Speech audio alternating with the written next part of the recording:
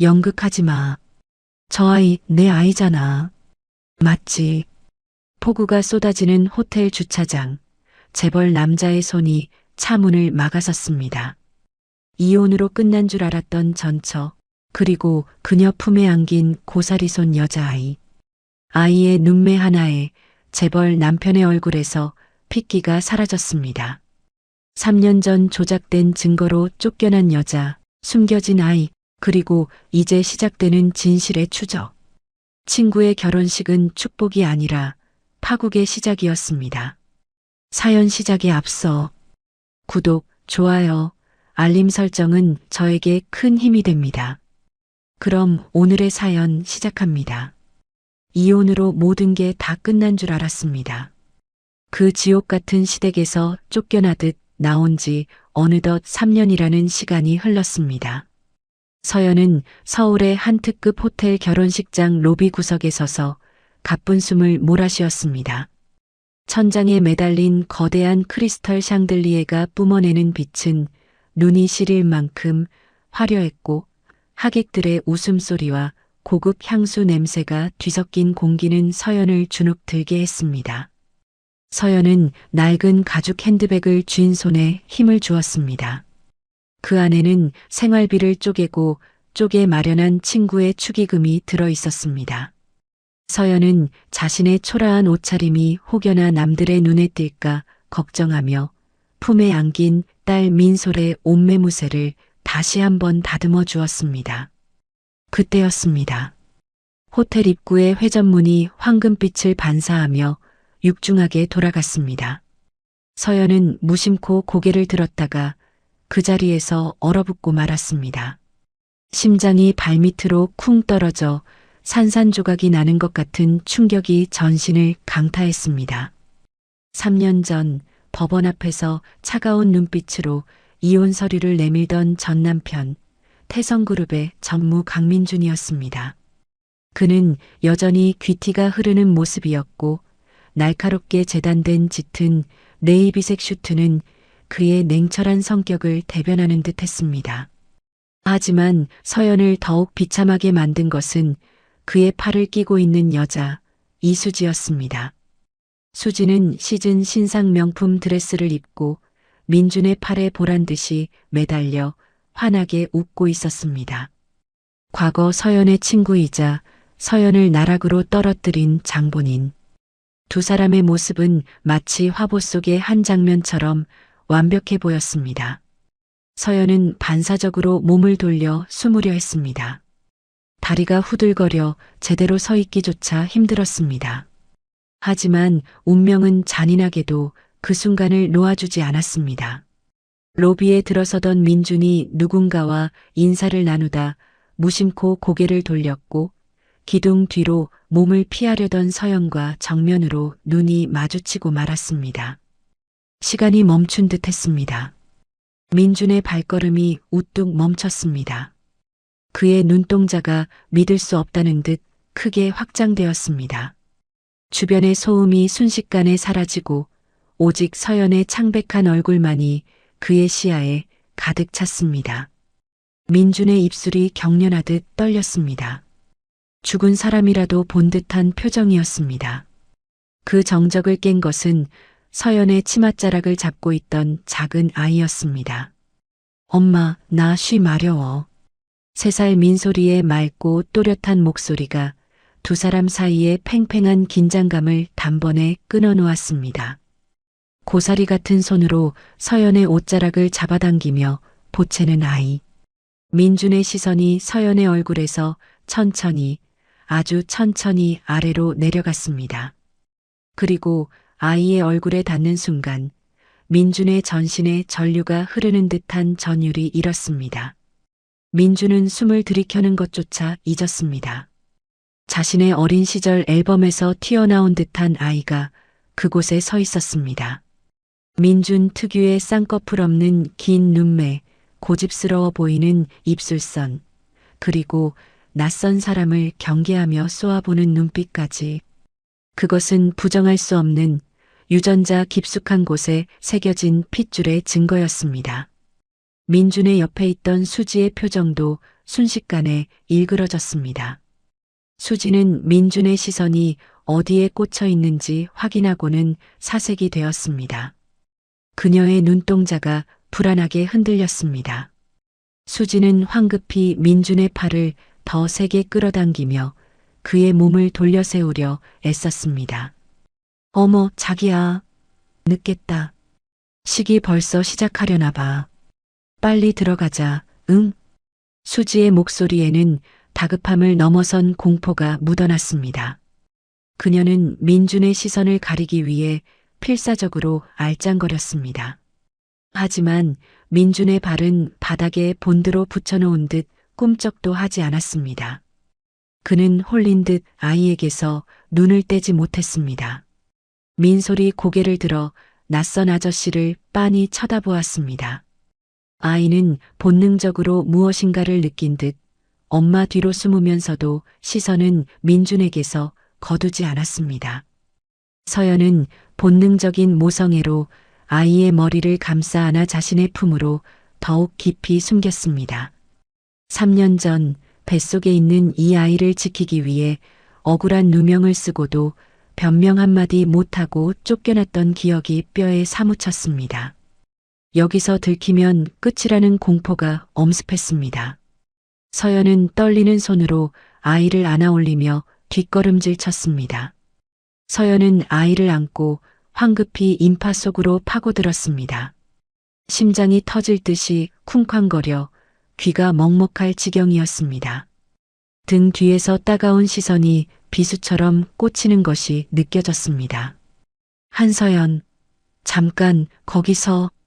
민준의 고함 소리가 웅성거리는 하객들의 소음을 뚫고 들려왔습니다. 서연은 입술을 깨물며 발걸음을 재촉했습니다. 복도는 결혼식을 축하하러 온 하객들로 발 디딜 틈 없이 붐볐고 그것이 오히려 서연에게는 다행이었습니다. 서연은 사람들의 어깨를 부딪히며 필사적으로 앞으로 나아갔습니다. 민준이 인파를 거칠게 해치고 서연을 쫓아가려 했습니다. 그의 눈에는 이미 이성이라곤 남아있지 않았습니다. 당장이라도 달려가 그 아이의 얼굴을 다시 확인하고 서연의 어깨를 잡아 돌려 세우고 싶은 충동뿐이었습니다. 하지만 수지가 길을 쓰고 그의 앞을 막아섰습니다. 오빠 제정신이야? 미쳤어? 수지는 민준의 재킷깃을 잡고 늘어지며 악을 썼습니다. 주변 사람들의 시선이 그들에게 쏠렸지만 수지는 아랑곳하지 않았습니다. 오늘 내 친구 결혼식이야. 보는 눈이 몇 개인데 전처 뒷공무니를 쫓아가. 태성그룹 전무가 이혼한 전처랑 추태 부렸다고 소문이라도 나면 어쩔 셈이야? 민주는 수지의 손을 거칠게 뿌리쳤습니다. 그의 눈동자는 붉게 충혈되어 있었습니다. 저 아이 뭐야? 너도 봤잖아. 나랑 너무 닮았어. 저 눈, 코. 아니, 그냥 느낌이. 내 핏줄이라는 느낌이 든다고. 민준의 목소리가 떨렸습니다. 그것은 단순한 의심이 아니었습니다. 머리보다 가슴이 먼저 반응하는 설명할 수 없는 원초적인 확신이었습니다. 수지는 입술이 바짝 마르는 것을 느끼며 침을 삼켰습니다. 어떻게든 이 상황을 모면해야 했습니다. 그녀는 표독스러운 표정을 지으며 거짓말을 쏟아냈습니다. 세상에 닮은 애가 한둘이야? 그리고 저 여자 3년 전에 오빠 몰래 딴 남자 만나서 임신하고 쫓겨난 여자잖아. 기억 안 나? 어머니가 보여주신 사진들. 그 남자애겠지.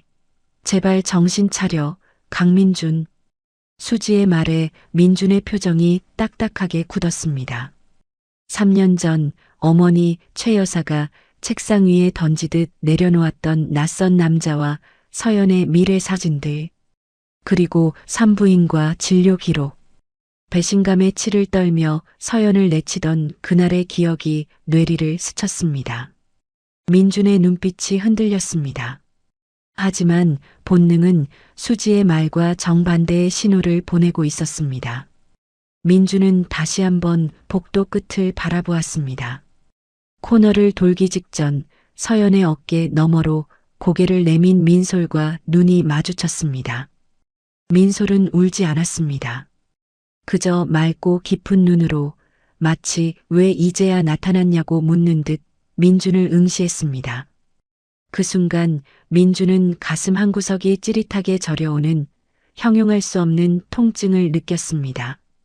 서연은 코너를 돌아 비상구 계단으로 몸을 숨겼습니다.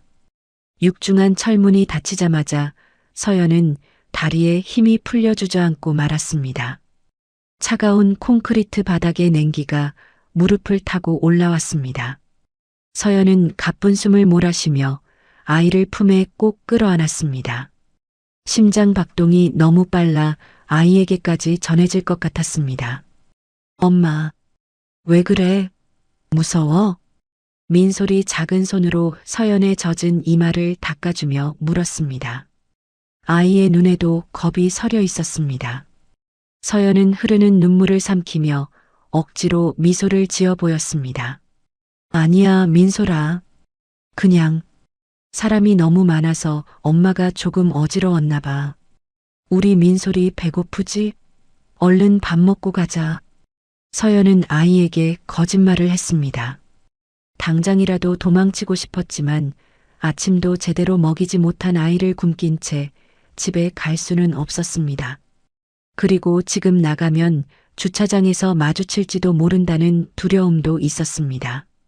서연은 떨리는 다리에 힘을 주어 겨우 일어섰습니다. 아이의 손을 잡은 그녀의 손바닥은 식은 땀으로 축축하게 젖어 있었습니다. 결혼식은 어떻게 끝났는지 기억도 나지 않았습니다. 서연은 도망치듯 식장을 빠져나와 연회장으로 향했습니다. 최대한 사람들의 눈에 띄지 않는 구석, 기둥 뒤에 숨겨진 테이블을 찾아 앉았습니다. 서연은 주변을 계속 두리번거리며 경계를 늦추지 않았습니다. 한편 민주는 연회장 중앙에 마련된 VIP 테이블에 앉아 있었지만 넋이 나간 사람 같았습니다. 눈앞에 놓인 최고급 스테이크와 와인은 손도 대지 않았습니다.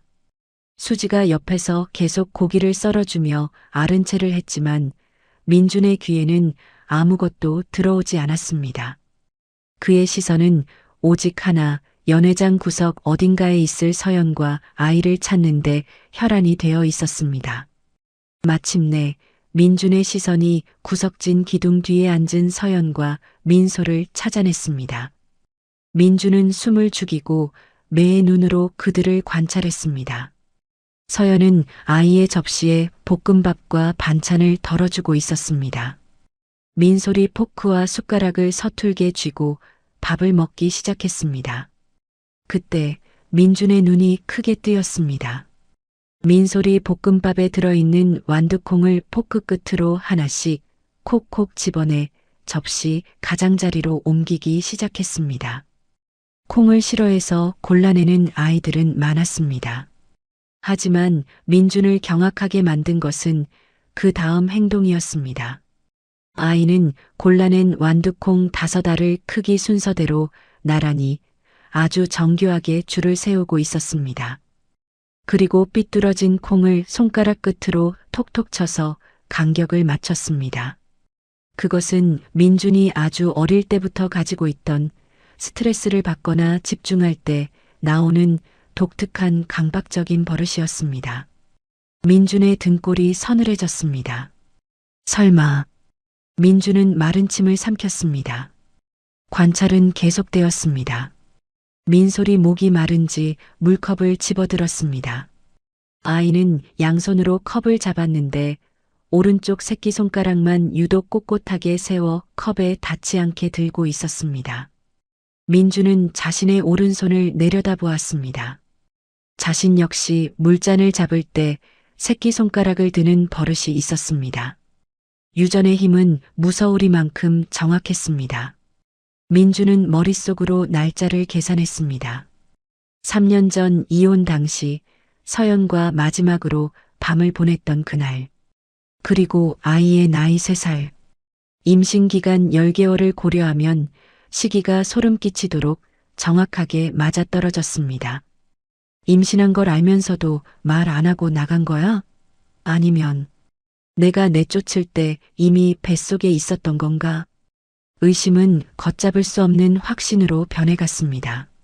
심장이 갈비뼈를 부수고 나올 듯이 요동쳤습니다. 민주는 더 이상 참지 못하고 자리에서 벌떡 일어났습니다. 의자가 뒤로 밀리며 드르륵 하는 날카로운 소리를 냈습니다. 오빠 어디가? 스테이크 다 식었잖아. 수지가 날카롭게 소리쳤지만 민주는 뒤도 돌아보지 않고 성큼성큼 서연을 향해 걸어갔습니다. 그의 발걸음은 점점 빨라졌습니다. 서연도 민준이 다가오는 살기를 느꼈는지 사색이 되어 밥을 먹던 아이를 안고 급히 자리에서 일어났습니다. 서연은 아이를 안고 주차장으로 뛰었습니다. 먹구름이 잔뜩 낀 하늘에서 기어이 굵은 빗방울이 떨어지기 시작했습니다. 서연은 비를 맞으며 낡은 경차의 문을 열고 민소를 카시트에 태우려 했습니다. 빗물에 젖은 손이 미끄러워 카시트 벨트가 잘 채워지지 않았습니다. 그 찰나 거친 손길이 차 문을 쾅 하고 막아섰습니다. 민준이었습니다. 그는 숨을 몰아쉬며 빗물에 젖은 머리카락 사이로 서연을 노려보았습니다. 그의 눈빛에는 분노와 혼란 그리고 애절함과 의심이 뒤섞여 엉망진창이었습니다. 도대체 누구야? 민준이 짐승처럼 낮게 으르렁거렸습니다. 빗소리에 묻힐 듯 작았지만 그 울림은 서연의 가슴을 쳤습니다. 서연은 민솔이 놀라지 않도록 차 문을 닫으려 했지만 민준의 완력을 당해낼 수는 없었습니다. 비키세요. 남의 차 막고 뭐 하는 짓입니까? 서연은 최대한 차갑게 대꾸했습니다. 하지만 목소리의 끝이 빗줄기처럼 처연하게 떨리고 있었습니다. 연극하지 마. 저 아이 내 아이잖아. 맞지? 콩 골라내는 거, 물 마실 때 손가락. 나랑 똑같아. 내 핏줄이라고. 민준이 서연의 손목을 낚아챘습니다. 뜨거운 그의 체온이 닿자 서연은 3년 동안 억눌러왔던 울분이 댐이 무너지듯 터져 나오는 것을 느꼈습니다. 당신 아이, 이제 와서 그게 무슨 상관인데? 3년 전 당신네 식구들이 날 어떻게 내쫓았는지 잊었어? 다른 남자애를 가졌다며 더러운 불륜녀 취급하고 이 엄동설 안에 코트 한 벌 못 챙기게 하고 내쫓았잖아. 그래놓고 이제 와서 아빠 노릇이라도 하고 싶은 거야? 서연의 독설에 민주는 망치로 머리를 맞은 듯 주춤했습니다. 그의 눈동자가 흔들렸습니다. 자신이 알고 있던 진실과 서연의 말이 너무나 달랐기 때문입니다. 그때 뒤따라온 수지가 헐레벌떡 달려와 두 사람 사이를 갈라놓았습니다. 수지는 민준의 팔을 잡으며 서연을 향해 표독스러운 눈빛을 쏘아붙였습니다. 이 여자가 미쳤나? 어디서 감히 태성그룹 전무님한테 소리를 질러? 야, 한서연. 너 돈 떨어졌니? 그래서 애 데리고 나타나서 동정심 유발하는 거야? 그 속 뻔히 보일 줄 알아? 수지는 서연의 낡은 차와 옷차림을 훑어보며 비웃었습니다. 그러면서 민준의 팔을 필사적으로 잡아 끌었습니다. 오빠 가자. 이 여자 작정하고 온 거야. 엮이면 우리만 피곤해져. 경호원 부르기 전에 얼른 가. 민주는 수지의 손에 이끌려 한 발짝 물러났지만 시선은 여전히 차 안에 있는 민솔에게 고정되어 있었습니다. 창문 너머로 민솔이 겁에 질린 표정으로 민준을 바라보고 있었습니다. 아이의 커다란 눈망울에 눈물이 그렁그렁했습니다. 그 모습이 민준의 가슴을 후벼 팠습니다. 아이의 눈물은 민준에게 말하고 있었습니다. 나를 두고 가지 마세요. 서연은 그 틈을 타 재빨리 운전석에 올라탔습니다. 덜덜 떨리는 손으로 시동을 걸고 엑셀을 밟았습니다. 타이어가 빗물 젖은 바닥을 긁으며 거친 소리를 냈습니다. 차가 주차장을 빠져나갔습니다. 서연아, 한서연. 민준이 뒤늦게 차를 쫓아가려 빗속으로 뛰어들었지만 수지가 온몸으로 그를 막았습니다. 제발 좀 그만해. 우리 곧 결혼할 사이야. 저 따위 여자랑 애한테 정신 팔려서 내 체면 구기지 말라고. 기자들라도 보면 어쩔 거야. 수지의 악다구니에 민주는 걸음을 멈췄습니다. 멀어지는 서연의 차 꽁무니가 빗속으로 사라졌습니다. 민주는 빗물에 젖은 채 망연자실하게 서 있었습니다. 차가운 빗방울이 그의 뜨거운 의심을 식히기는커녕 더욱 거세게 불타오르게 했습니다. 3년 전의 진실, 아이의 존재, 그리고 왠지 모를 죄책감. 어머니와 수지가 보여줬던 그 완벽한 증거들이 어쩌면 조작된 것일지도 모른다는 생각이 처음으로 뇌리를 스쳤습니다. 아니야, 뭔가 잘못됐어. 분명히 뭔가 있어. 민주는 젖은 머리카락을 거칠게 쓸어넘기며 중얼거렸습니다. 그의 눈빛이 차갑게 가라앉으며 사냥꾼의 눈으로 변했습니다. 더 이상 어머니와 수지의 말만 믿고 있을 수는 없었습니다. 민주는 주머니에서 휴대폰을 꺼내 어딘가로 전화를 걸었습니다. 김비서, 지금 당장 알아볼 게 있다. 극비리에 진행해. 3년 전 한서연이 다녔던 산부인과 기록. 전산망 털어서라도 찾아내. 그리고 3년 전 이혼 당시 어머니가 고용했던 흥신소 직원들 싹 다 수소문해.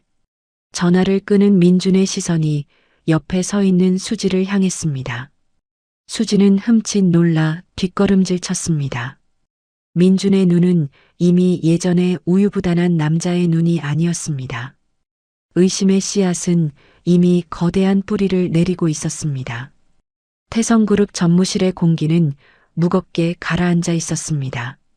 창밖에는 비가 여전히 추적추적 내리고 있었습니다. 민주는 책상 위에 놓인 보고서를 노려보았습니다.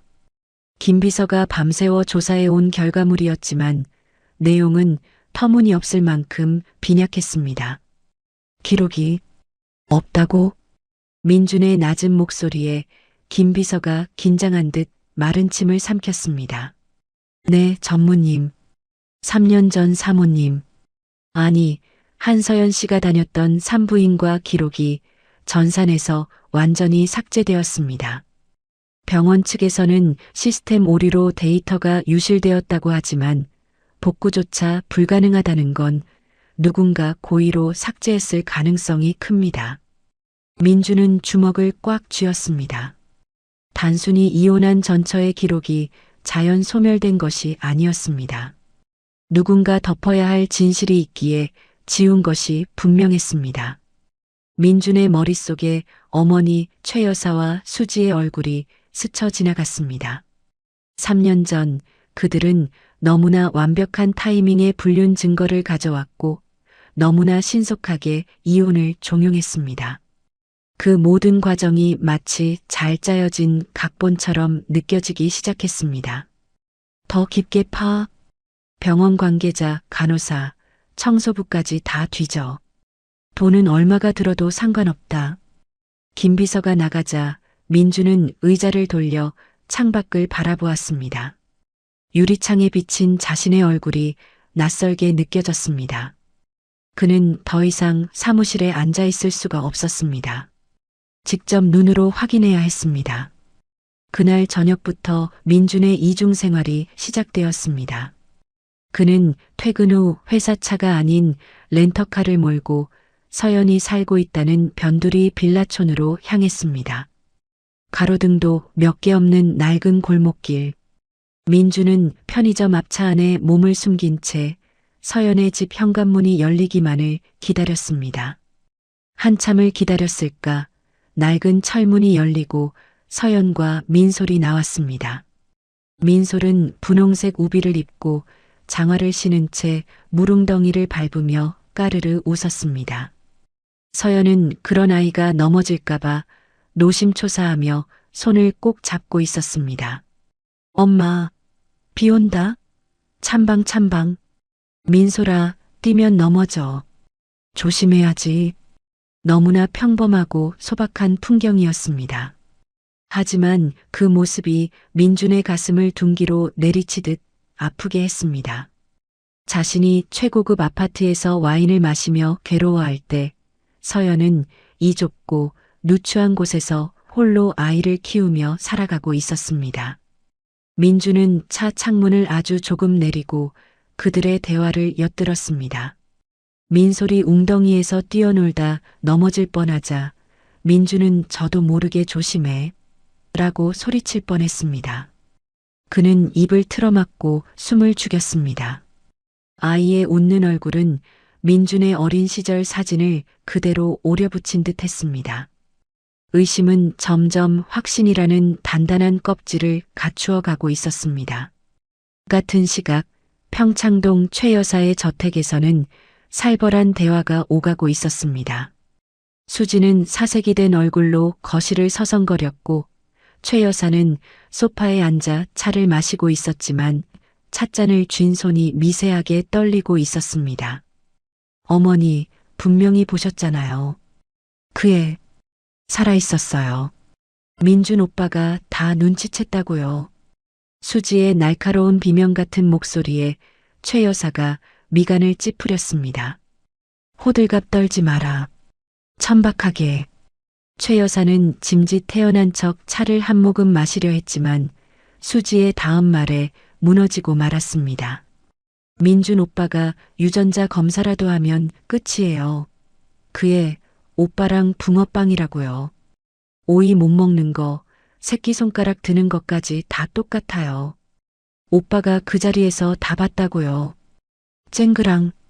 최 여사의 손에서 미끄러진 최고급 도자기 찻잔이 바닥에 떨어져 산산조각이 났습니다. 뜨거운 홍차가 최고급 페르시아 양탄자를 적셨지만 최 여사는 신경 쓸 겨를이 없었습니다. 그년이 감히 그 핏덩이를 살려서 키우고 있었어?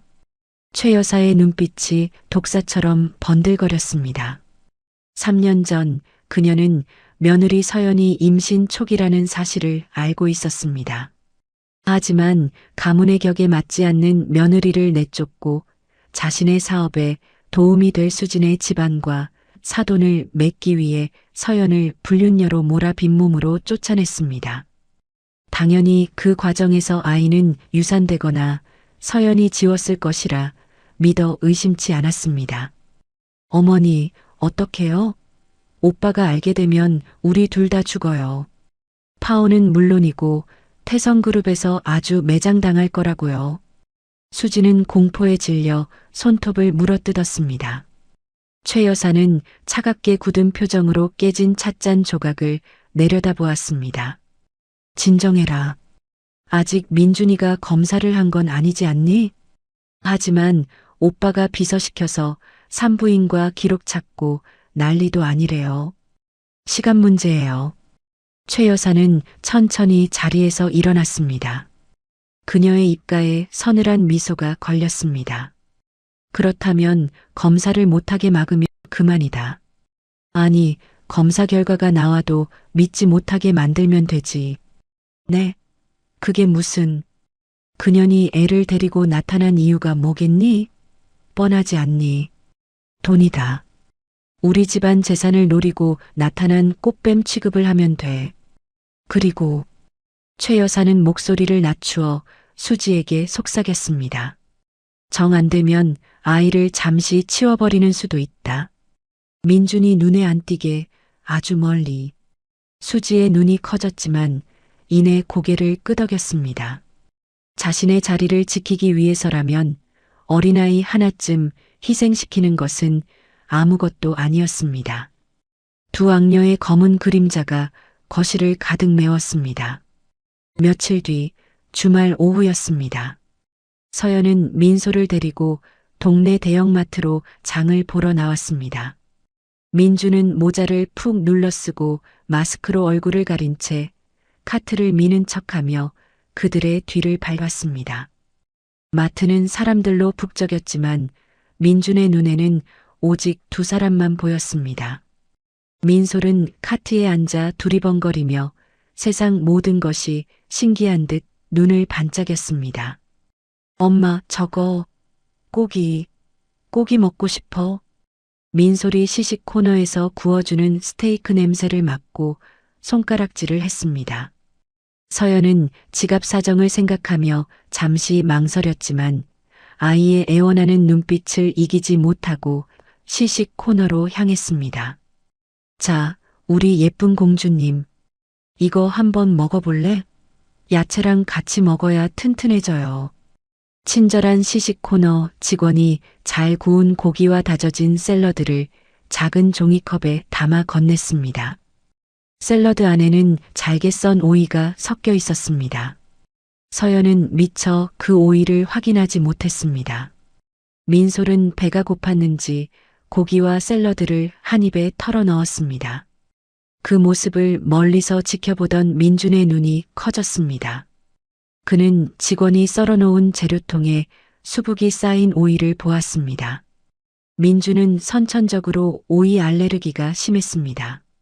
냄새만 맡아도 구역질을 하고 섭취했을 경우 기도가 부어올라 호흡곤란이 오는 심각한 체질이었습니다. 안 돼. 민준이 속으로 비명을 지르는 순간 사단이 났습니다. 오물오물 씹던 민솔의 표정이 순식간에 일그러졌습니다. 아이가 캑캑거리며 목을 감싸쥐었습니다. 얼굴이 순식간에 붉게 달아올랐고 입 주변의 두드러기가 붉은 꽃처럼 피어오르기 시작했습니다. 민솔아, 왜 그래? 뱉어, 얼른 뱉어. 서연이 기겁하며 아이의 등을 두드렸지만 민솔은 숨을 제대로 쉬지 못하고 헐떡거렸습니다. 기도가 붓고 있었습니다. 서연은 패닉에 빠져 어쩔 줄을 몰랐습니다. 도와주세요. 우리 아이가 숨을 못 쉬어요. 119 좀 불러주세요. 서연의 절규에 주변 사람들이 웅성거리며 모여들었지만 선뜻 나서는 사람은 없었습니다. 그때 누군가 인파를 거칠게 밀치고 튀어나왔습니다. 민준이었습니다. 그는 더 이상 신분을 숨길 겨를이 없었습니다. 민준은 서연을 밀쳐내고 민솔을 안아들었습니다. 아이의 상태는 심각했습니다. 민준은 익숙한 공포를 느꼈습니다.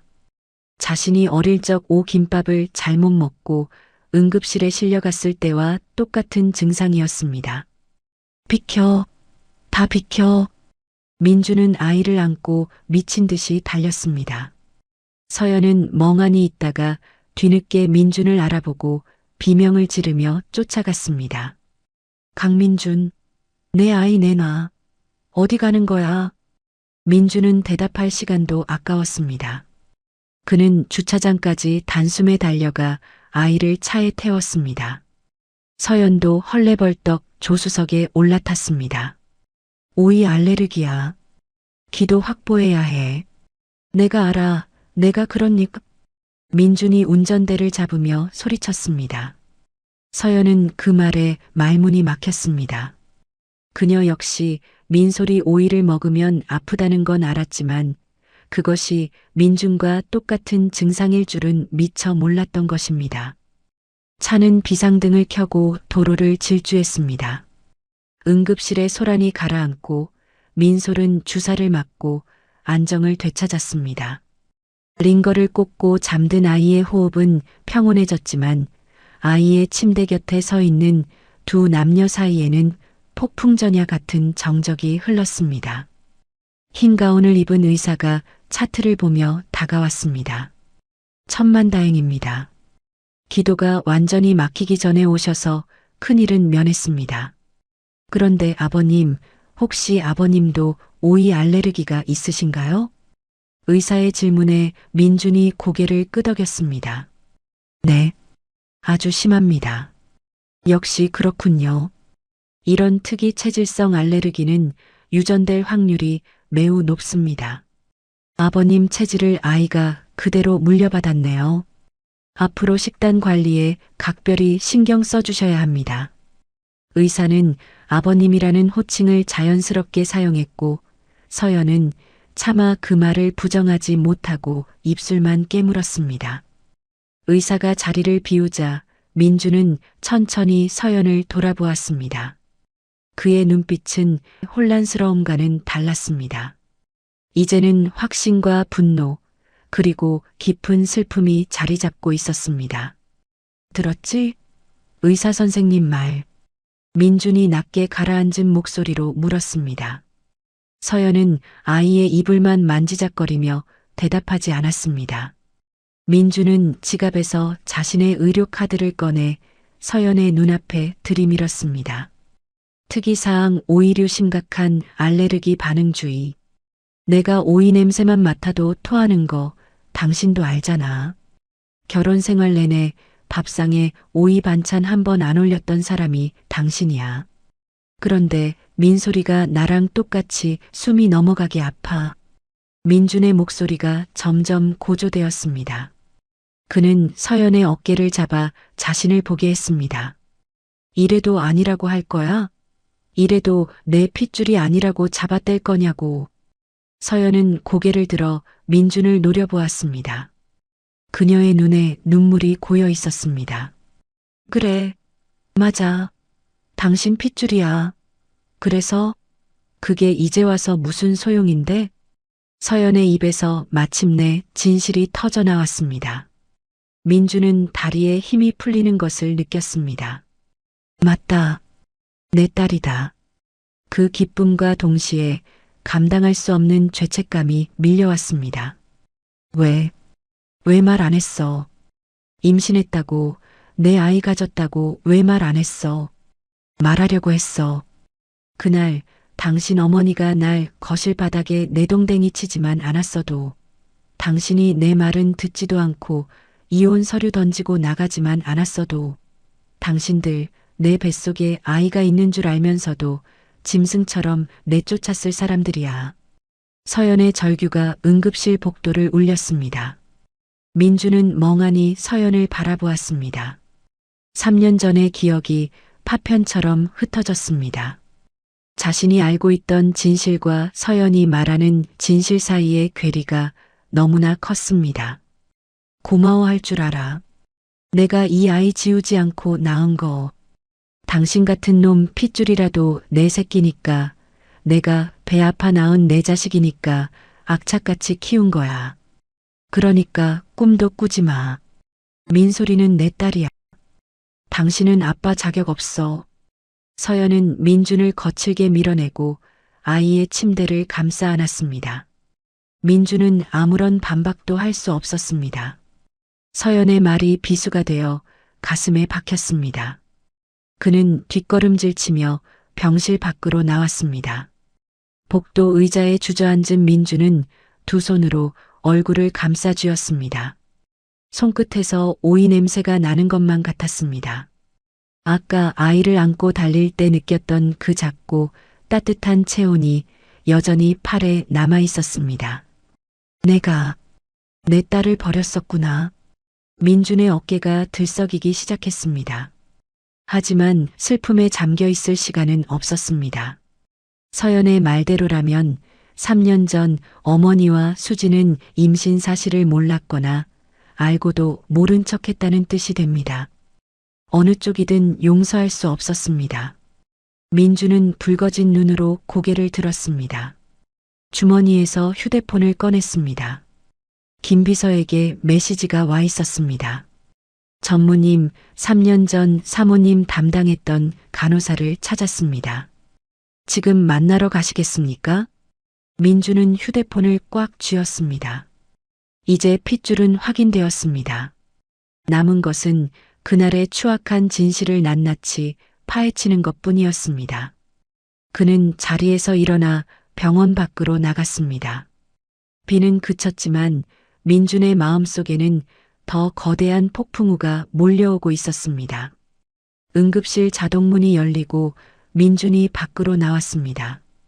밤 공기는 차갑게 식어 있었고 아스팔트 위에는 방금 그친 비의 흔적이 검게 번들거리고 있었습니다. 민준은 주차된 자신의 차 운전석에 올라타자마자 실내등을 켰습니다. 그의 손끝은 미세하게, 그러나 걷잡을 수 없이 떨리고 있었습니다.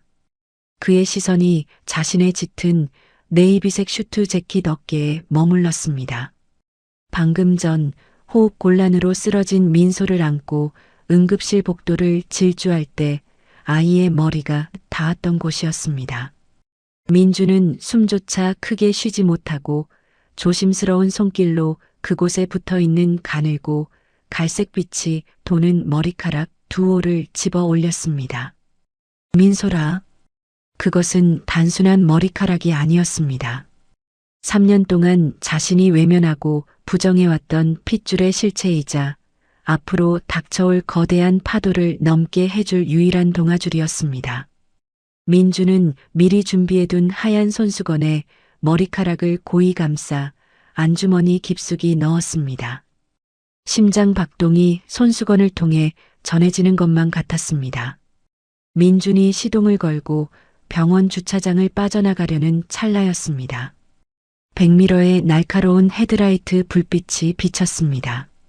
검은색 대형 세단 2대가 유령처럼 민준의 차 뒤를 따라붙었습니다. 번호판을 보지 않아도 알 수 있었습니다. 어머니 최 여사가 심어둔 사설 경호원들이었습니다. 그들은 민준이 서연과 접촉했다는 사실을 보고받고 혹시 모를 돌발 행동을 막기 위해 급파된 사냥개들이었습니다. 끝까지 내 숨통을 조이겠다, 이거지. 민주는 입꼬리를 비틀며 차갑게 웃었습니다. 어머니는 아들이 진실에 다가가는 것을 원천 봉쇄하려 했습니다. 유전자 검사센터로 가는 길을 막거나 물리력을 행사해서라도 검체를 빼앗으려 할 것이 분명했습니다. 민주는 핸들을 꽉 쥐었습니다. 손가락 마디가 하얗게 질렸습니다. 절대 못 뺏겨. 이번만은. 절대로. 민주는 기어를 변경하고 엑셀러레이터를 깊게 밟았습니다. 엔진이 거친 포유를 내지르며 차가 도로 위로 미끄러져 나갔습니다. 뒤따르던 검은 세단들도 즉시 속도를 높이며 바짝 추격해왔습니다. 심야의 강변북로는 한산했지만 빗물로 인해 노면이 미끄러웠습니다. 빗길 추격전이 시작되었습니다. 민주는 차선을 넘나들며 고개 운전을 감행했습니다. 뒷차들이 경적을 울리며 위협적으로 거리를 좁혀왔습니다. 한 대가 민준의 차 옆을 치고 들어오려 하자 민준은 급격하게 핸들을 꺾어 상대방의 허를 찔렀습니다. 타이어가 비명을 지르며 아슬아슬하게 가드레일을 스쳐 지나갔습니다. 백미러 속에서 경호 차량들이 당황하여 차선을 이탈하는 모습이 보였습니다. 하지만 그들은 곧바로 대열을 정비해 다시 따라붙었습니다. 끈질긴 놈들이었습니다. 민주는 익숙한 새끼를 떠올렸습니다. 예전 서연과 연애 시절 몰래 데이트를 즐기던 좁은 골목길이었습니다. 민주는 교차로에서 직진 신호를 무시하고 급자 회전을 시도했습니다. 반대편에서 오던 트럭이 경적을 길게 울렸지만 민주는 간발의 차로 골목으로 빠져나갔습니다. 뒤따르던 세단들은 트럭에 막혀 급정거할 수밖에 없었습니다. 따돌렸다. 백미러가 어둠 속에 텅 빈 것을 확인한 민주는 거친 숨을 몰아쉬었습니다. 이마에 맺힌 식은 땀이 뺨을 타고 흘러내렸습니다.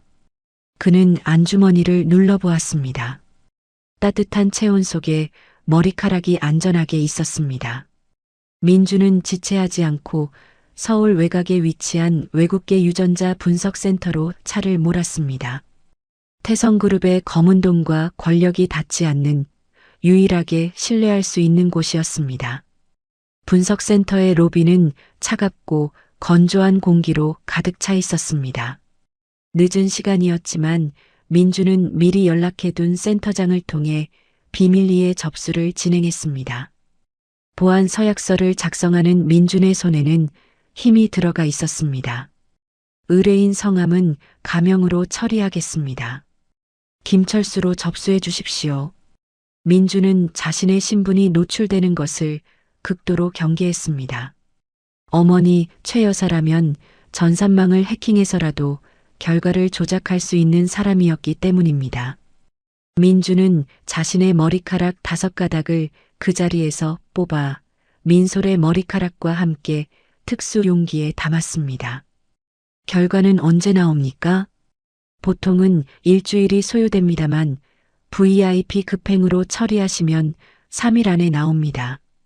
비용은 상관없으니 가장 빠른 걸로 해주십시오. 그리고 결과지는 절대로 우편이나 팩스로 보내지 마십시오. 제가 직접 수령하러 오겠습니다. 제 지문과 홍채 인식이 아니면 그 누구에게도 설령 제 가족이라 해도 내주시면 안 됩니다. 민주는 연구원의 눈을 똑바로 응시하며 신신당부했습니다. 연구원은 민준의 살기 어린 눈빛에 압도된 듯 고개를 끄덕이며 봉투를 붉은 왁스로 밀봉했습니다. 민주는 그 밀봉된 자국을 확인하고서야 긴장이 풀린 듯 의자에 등을 기댔습니다. 같은 시각 평창동 최 여사의 저택 거실은 태풍이 지나간 자리처럼 엉망이 되어 있었습니다. 수지는 사색이 된 얼굴로 거실을 서성거렸고 바닥에는 깨진 화병 조각들이 널려 있었습니다. 놓쳐? 그 덩치들이 차 한 대를 못 잡고 놓쳤다는 게 말이 돼? 수지의 날카로운 고함 소리가 저택을 울렸습니다. 경호 팀장은 고개를 숙인 채 아무 말도 하지 못했습니다. 소파에 앉아있던 최 여사는 차갑게 식은 눈으로 창밖의 어둠을 응시하고 있었습니다. 그녀의 손에 들린 찻잔이 미세하게 떨리고 있었습니다. 나가봐. 최 여사의 낮고 서늘한 목소리에 경호원들이 도망치듯 물러갔습니다. 수지는 최 여사 앞에 무릎을 꿇고 앉아 울먹였습니다. 어머니, 어떡해요? 오빠가 검사 맡겼으면 끝이에요. 그 아이 오빠랑 붕어빵이잖아요. 유전자 검사까지 갈 것도 없이 의사도 인정했다면서요. 친자 확인되는 순간 저는요? 우리 집안은요? 수지는 자신의 안위만을 걱정하며 발을 동동 굴렀습니다. 최 여사는 그런 수지를 한심하다는 듯 내려다보았습니다. 호들갑 떨지 마라. 천박하게. 지금 천박한 게 문제예요? 오빠가 다 알게 되면 우리 둘 다 죽어요. 어머니도 그 아이 살아있는 거 알고 계셨잖아요. 그런데도 모른 척. 입 닥쳐. 최 여사가 찻잔을 테이블에 내리치며 소리쳤습니다. 찬물이 튀어 수지의 명품 원피스를 적셨습니다. 최 여사의 눈빛이 독사처럼 번들거렸습니다. 이미 검사를 맡겼다면 어쩔 수 없다. 막을 수 없다면 그 결과를 휴지 조각으로 만들면 그만이다. 네, 그게 무슨...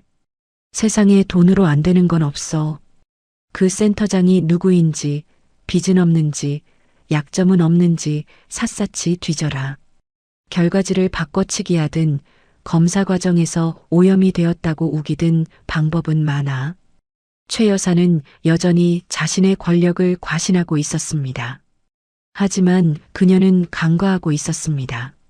아들 민준이 이미 그녀의 수법을 꿰뚫고 태성그룹의 영향력이 전혀 미치지 않는 곳에 가명으로 의뢰했다는 사실을 말입니다.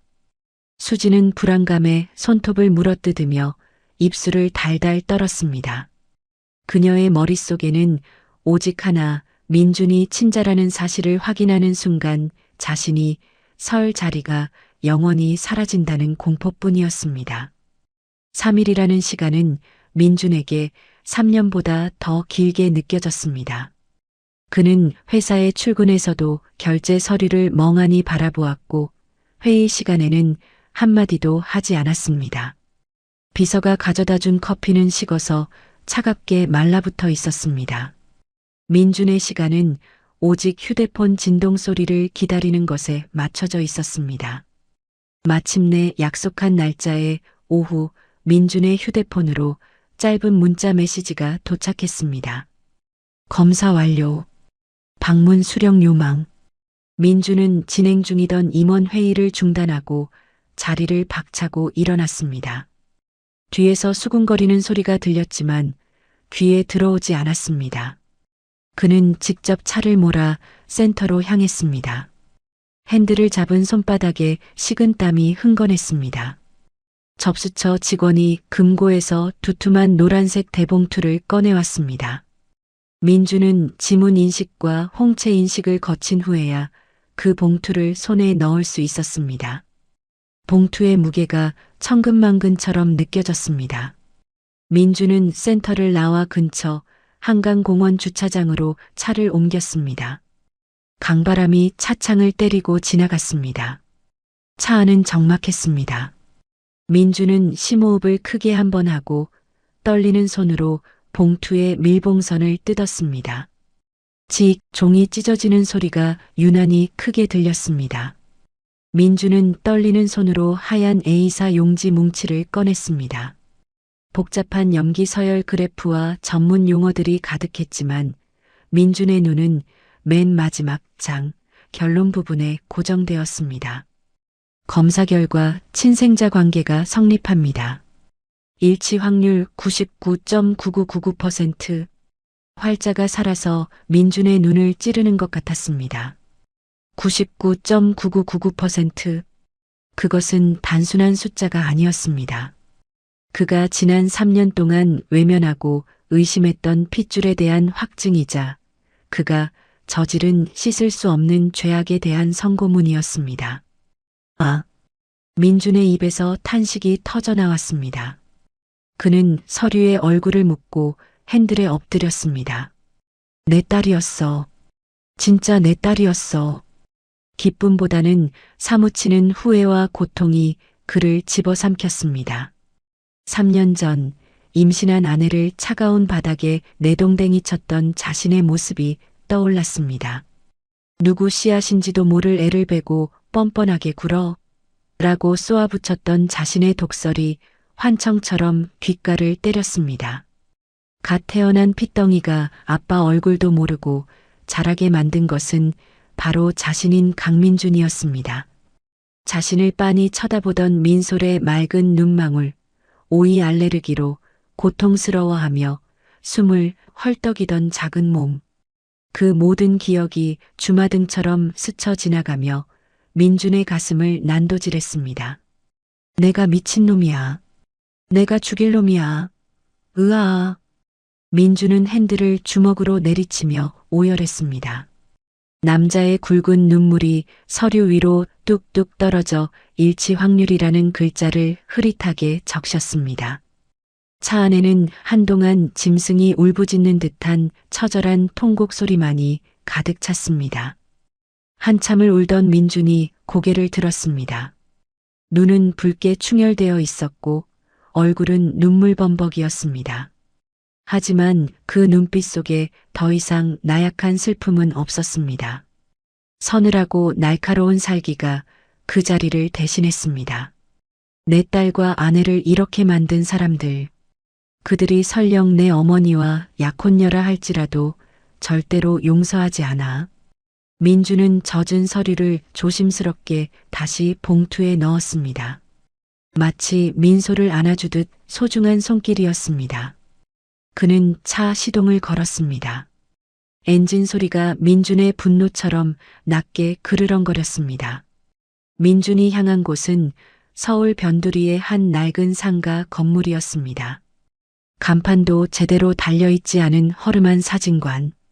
김 비서가 어렵게 찾아낸 곳, 바로 3년 전 서연의 불륜 증거 사진을 조작해 주었던 사설 탐정 겸 사진작가 박 씨의 사무실이었습니다.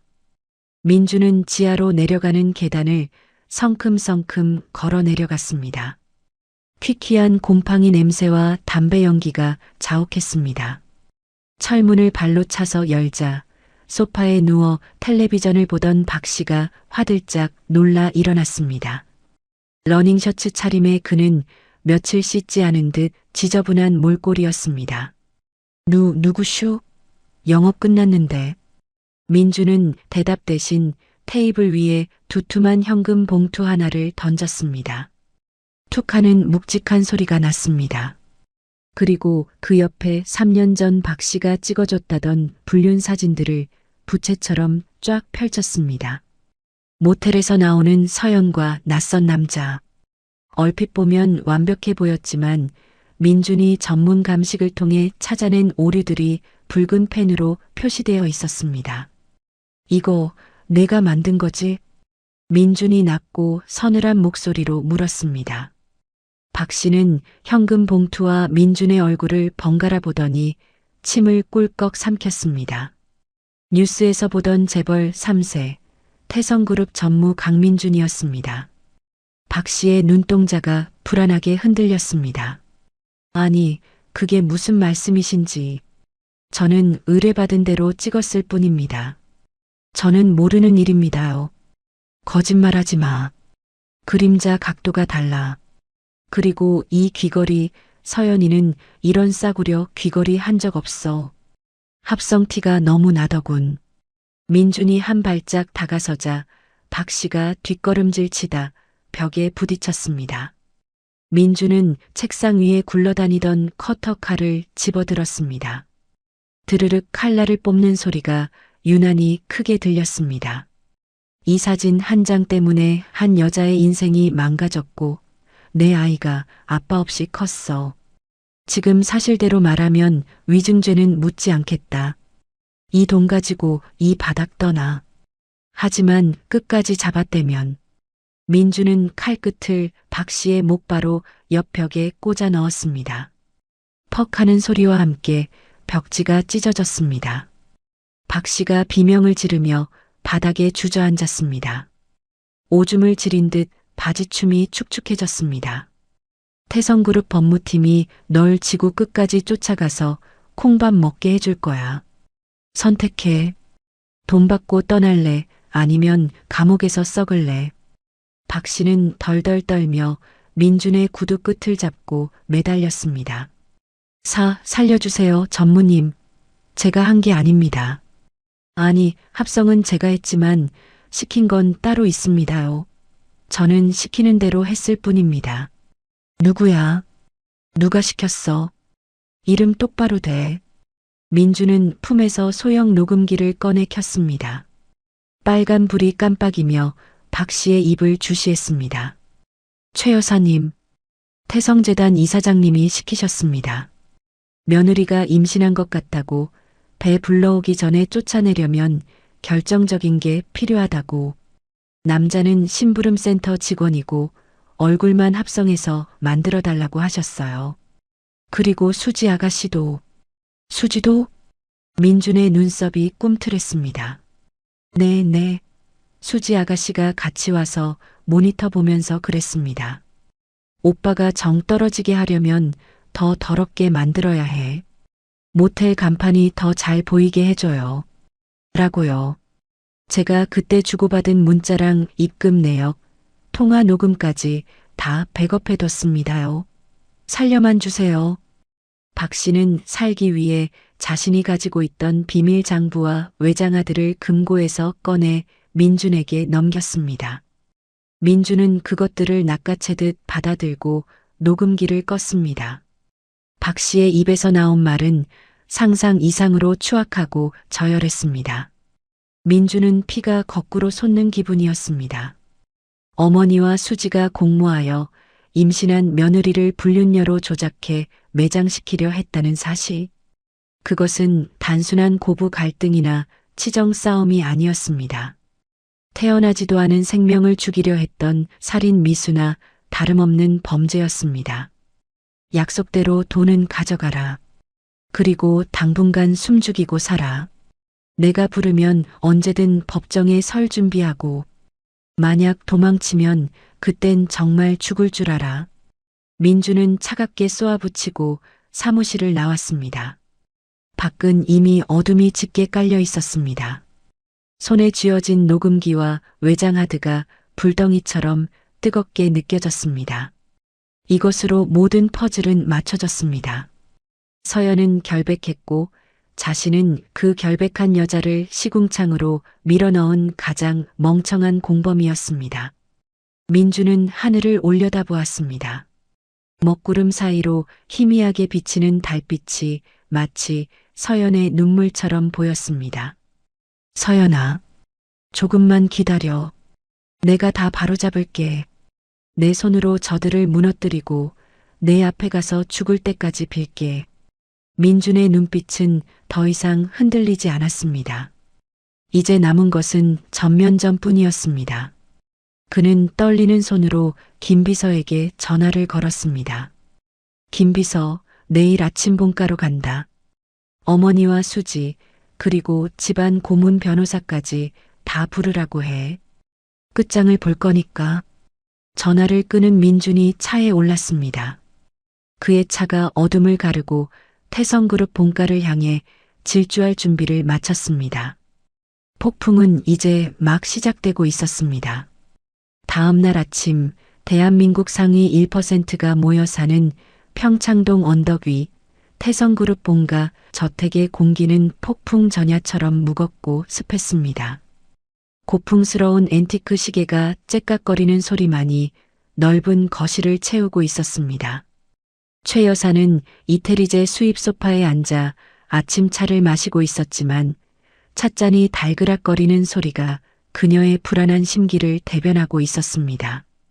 그 맞은편에는 수지가 초조한 기색을 감추지 못한 채 손톱을 물어뜯고 있었고 집안의 대소사를 처리하는 고문 변호사인 김 변호사까지 긴급 호출되어 어색한 침묵을 지키고 있었습니다. 민준이가 온다더니 왜 이렇게 늦어? 김 변호사님까지 오시라 해놓고 예의가 아니잖아. 수지가 참지 못하고 투덜거렸습니다. 최 여사는 찻잔을 테이블에 내려놓으며 차갑게 말했습니다. 가만히 좀 있어라. 오라고 해. 와서 무슨 소리를 하든 우린 법대로 원칙대로 대응하면 그만이야. 태성의 핏줄을 그 천한 것에게 맡길 순 없어. 양육비나 좀 쥐어주고 애만 데려오면 되는 일이다. 그때였습니다. 육중한 현관문이 쾅 소리를 내며 거칠게 열렸습니다. 집사나 도우미가 문을 열어줄 새도 없이 민준이 성큼성큼 거실로 들어왔습니다. 평소에 단정하고 흐트러짐 없던 재벌 3세의 모습은 온데간데 없었습니다. 넥타이는 풀어 헤쳐져 있었고 셔츠 단추는 몇 개가 뜯겨나갈 듯 위태로웠으며 눈은 며칠 밤을 새운 사람처럼 붉게 충혈되어 있었습니다. 그의 손에는 두툼한 노란색 대봉투와 검은색 고성능 녹음기가 들려 있었습니다. 오빠, 왜 이제 와? 어머니가 한참 기다리셨잖아. 옷은 그게 또 뭐야? 수지가 짐짓 반가운 척하며 일어나 민준의 팔을 잡으려 했습니다. 하지만 민준의 서늘한 눈빛이 수지의 얼굴을 스치자 그녀는 보이지 않는 벽에 부딪힌 듯 멈칫하며 자리에 주저앉았습니다. 민준은 아무 말 없이 거실 중앙의 대리석 테이블 위로 가져온 물건들을 집어 던졌습니다. 탁! 묵직한 봉투가 떨어지는 소리가 거실의 정적을 날카롭게 갈랐습니다. 봉투 입구가 열리며 유전자 검사 결과지와 수십 장의 사진들이 쏟아져 나왔습니다. 민준은 말없이 녹음기의 재생 버튼을 눌렀습니다. 더 야하게, 더 더럽게 만들어야 한다고. 오빠가 정 떨어지게 하려면 모텔 간판이 잘 보이게 합성해줘요. 그림자 같은 거 티 안 나게 확실히 하라고요. 수지의 목소리였습니다. 3년 전 사진작가에게 불륜사진 조작을 지시하던 그 표독스럽고 경박한 목소리가 최고급 오디오 시스템보다 더 선명하게 거실 가득 울려 퍼졌습니다. 수지의 얼굴이 순식간에 백지장처럼 하얗게 질렸습니다. 그녀는 덜덜 떨리는 손으로 입을 틀어막았습니다. 임신한 것 같아. 배 불러오기 전에 내쫓아야 해. 위자료 한 푼 안 주고 내치려면 이 방법뿐이야. 그년이 애를 낳든 말든 알 바 아니다. 태성의 족보에 흙탕물을 튀길 순 없어. 이어서 흘러나온 것은 최 여사의 목소리였습니다. 고상한 척하던 최 여사의 이면이 적나라하게 드러나는 순간이었습니다. 김 변호사는 민망함과 당혹감에 헛기침을 하며 시선을 피했습니다. 민주는 녹음기를 끄고 노란 봉투에서 유전자 검사 결과지와 조작된 사진의 원본 대조 분석 파일을 꺼내 그들의 코앞에 펼쳤습니다. 설명해 보시죠. 이게 다 뭔지. 민준의 목소리는 낮게 깔려 있었지만 그 안에 담긴 분노는 화산 속 용암처럼 들끓고 있었습니다.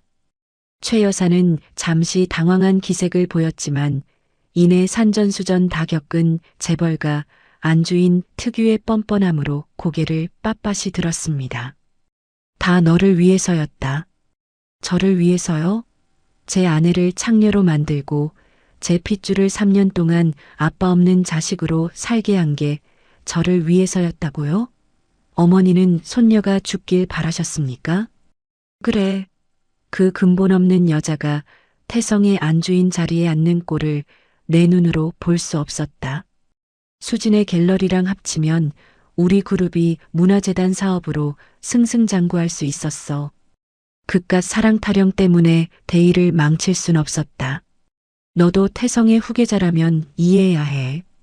최 여사의 기가 막힌 변명에 민주는 허탈한 헛웃음을 터뜨렸습니다. 어머니에게 자식과 손녀는 그저 가문의 부속품에 불과했습니다. 그는 시선을 돌려 수지를 노려보았습니다. 너도 날 위해서였나? 오, 오빠. 나는 오빠를 너무 사랑해서 오빠가 그 여자한테 속고 있는 게 너무 안타까워서 수지가 울먹이며 민준의 바짓가랑이를 잡으려 했습니다. 거짓된 눈물이 뚝뚝 떨어졌습니다. 민준은 벌레를 털어내듯 다리를 거칠게 빼내며 수지를 뿌리쳤습니다. 수지는 바닥에 나뒹굴었습니다. 사랑? 내가 한 짓은 사랑이 아니라 범죄야. 살인 미수고 내 딸과 아내를 죽이려 했던 너를 내가 용서할 것 같아? 민주는 싸늘한 눈으로 좌중을 둘러보았습니다. 그 눈빛에는 더 이상 가족에 대한 미련이나 정이 남아있지 않았습니다. 오늘부로 파혼입니다. 위자료 청구 소송은 준비되는 대로 보낼 거니까 법정에서 보지. 내가 운영하는 갤러리 비자금 장부 내가 모를 것 같나? 기대해. 오, 오빠. 잘못했어. 한 번만 봐줘. 수지의 비명을 뒤로하고 민주는 최 여사를 향해 마지막 선언을 했습니다. 그리고 어머니, 저 오늘부로 태성그룹 전무직 사임합니다. 가진 주식도 전부 사회 환원하겠습니다. 그리고 어머니 아들 노릇도 그만두겠습니다. 제 처자식을 죽이려 한 사람을 어머니라고 부를 수 없습니다. 강민준, 내가 미쳤구나. 내가 지금 누구 덕분에 그 자리에 있는데 빈털터리가 돼서 나가면 내가 뭘 할 수 있을 것 같으냐. 최 여사가 이성을 잃고 소리치며 일어났지만 민주는 뒤도 돌아보지 않고 몸을 돌렸습니다. 가져가세요. 그깟 돈, 명예 다 필요 없습니다. 저는 제가 버린 제 가족 찾으러 갑니다. 다시는 저를 찾지 마십시오. 민준이 현관을 나설 때까지 최 여사의 고함 소리와 수지의 악에 바친 울음소리가 등 뒤를 따라다녔습니다. 하지만 민준의 발걸음은 어느 때보다 가벼웠고 동시에 무거웠습니다. 이제 진짜 속죄를 하러 갈 시간이었습니다. 민준이 차를 몰아 도착한 곳은 서연이 사는 서울 변두리의 낡은 복도식 아파트였습니다. 페인트 칠이 벗겨진 외벽과 여기저기 금이 간 콘크리트 바닥은 민준이 살아온 세계와는 너무나 달랐습니다. 엘리베이터도 없는 5층 건물의 꼭대기층. 민준은 좁은 계단을 오르며 거친 숨을 몰아쉬었습니다. 다리가 후들거렸지만 그것은 체력 때문이 아니라 죄책감 때문이었습니다. 녹슨 철문 앞에 선 민주는 한참을 망설였습니다. 문 안에서 민솔의 웃음소리가 희미하게 들려왔습니다. 그 소리가 민준의 가슴을 찔렀습니다. 그는 떨리는 손으로 초인종을 눌렀습니다. 띵동, 인기척이 없었습니다. 민주는 문을 두드렸습니다. 서연아, 나야. 민준이. 안에서 달그락거리는 소리가 들리더니 잠금 장치가 풀리는 소리가 났습니다. 문이 조금 열리고 안전 체인을 건 채 서연이 차가운 얼굴로 내다보았습니다. 그녀의 눈은 경계심으로 가득 차 있었습니다. 여기가 어디라고 찾아와요? 경찰 부르기 전에 가요. 당신 얼굴 보고 싶지 않아요. 서연아, 잠깐만. 제발 잠깐만 내 얘기 좀 들어줘. 민주는 닫히려는 문틈으로 손을 집어넣었습니다. 육중한 철문이 손등을 짓눌러 뼈가 으스러질 듯한 고통이 밀려왔지만 그는 손을 빼지 않았습니다.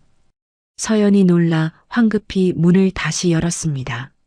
뭐 하는 짓이에요? 손 부러지면 어쩌려고. 민주는 그 틈을 타 문을 열지 않고 그 자리에 그대로 무릎을 꿇었습니다. 차가운 복도의 시멘트 냉기가 정장 바지를 뚫고 무릎으로 전해졌습니다. 지나가던 이웃 주민이 힐끔거리며 혀를 찼지만 민주는 개의치 않았습니다. 미안해. 정말 미안해. 민준의 목소리가 떨렸습니다. 그는 고개를 바닥에 쳐박고 흐느꼈습니다. 그의 눈물방울이 먼지 쌓인 복도 바닥을 적셨습니다. 내가 바보였어. 내가 멍청해서. 어머니랑 수지 말만 믿고 널 의심했어. 사진이 조작된 줄도 모르고 민소리가 내 딸인 줄도 모르고 너를 그 지옥 같은 곳에서 혼자 내보냈어. 죽어 마땅한 놈이야 내가. 서연은 아무 말 없이 내려다보았습니다. 그녀의 눈시울이 붉어졌지만 입술은 굳게 다물려 있었습니다. 3년의 세월은 말 한마디로 녹을 만큼 얇지 않았습니다.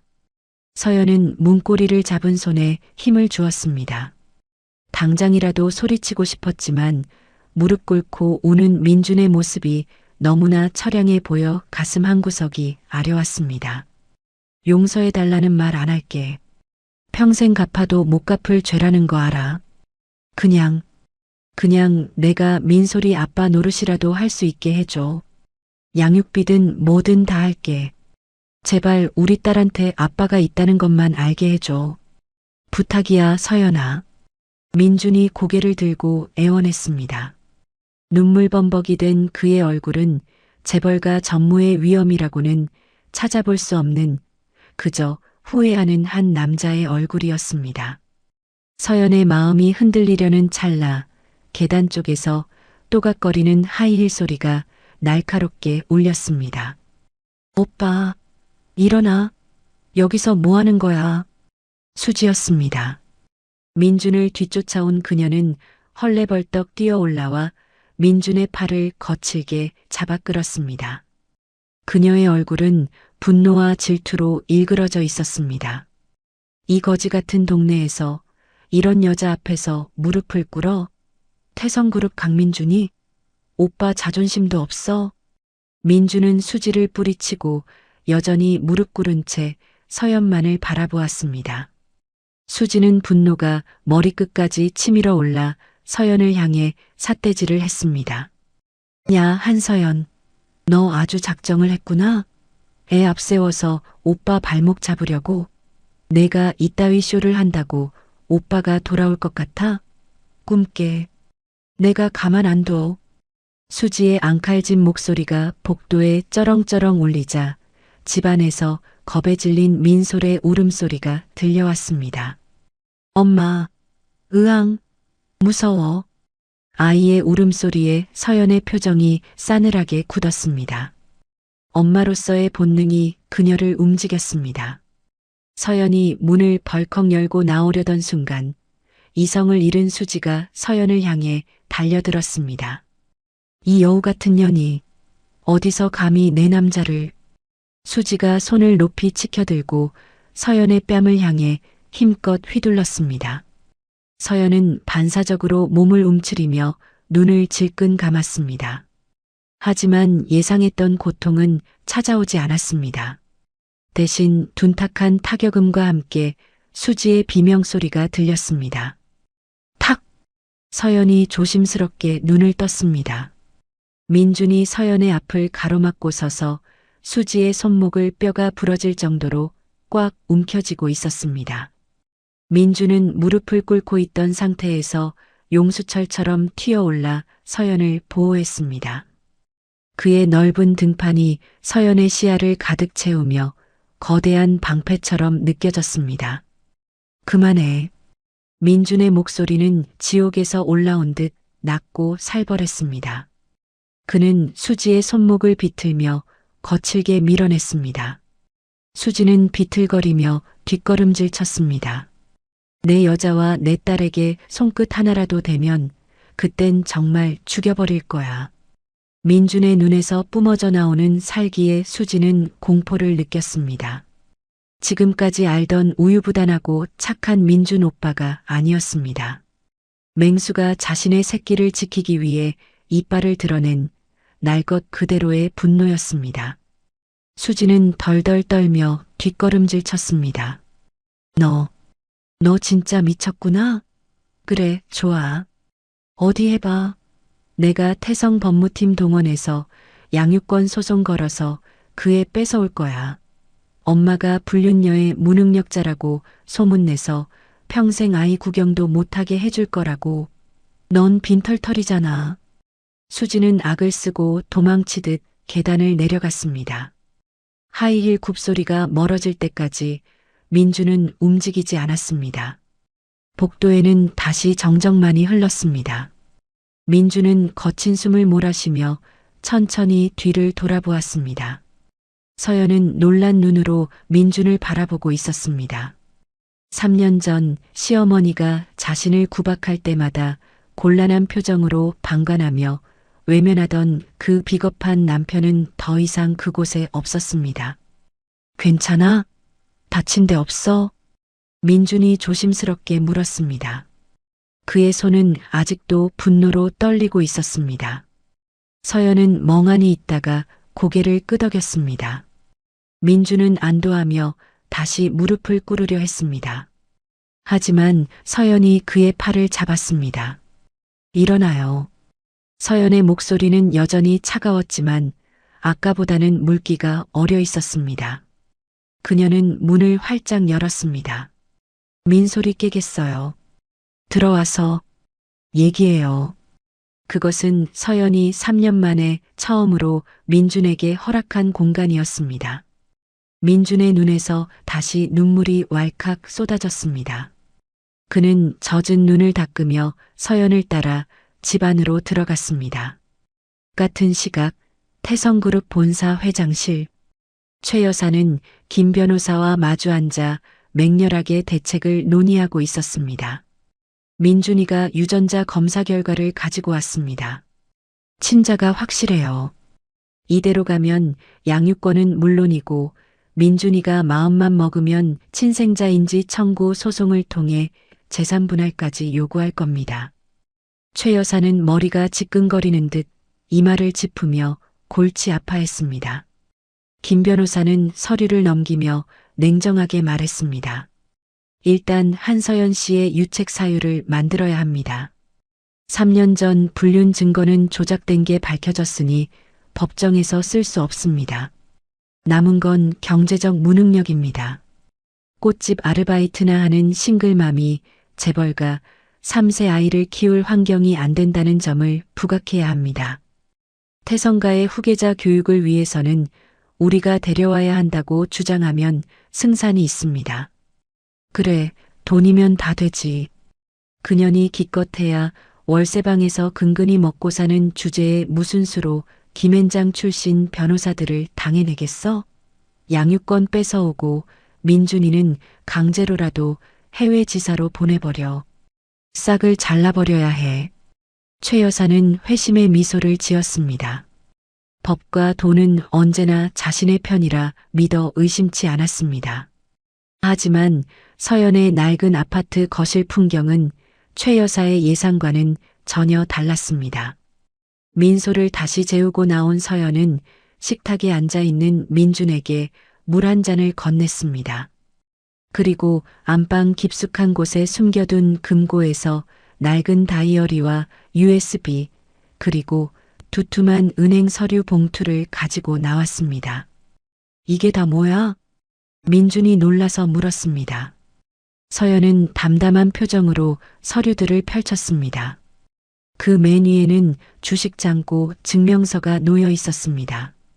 당신이랑 이혼할 때 위자료 한 푼 안 준다고 쫓겨났지만 사실 당신 아버님, 그러니까 돌아가신 선대 회장님이 결혼 예물로 몰래 주셨던 태성전자 주식 1만 주는 그대로 가지고 나왔어. 당신 어머니는 그게 당시엔 적자 계열사 주식이라 휴지 조각인 줄 알고 신경도 안 썼겠지만 민주는 눈을 크게 떴습니다.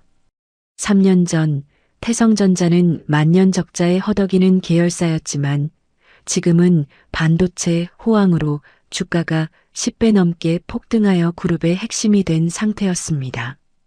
그 주식 지금 가치로 환산하면 100억이 넘어.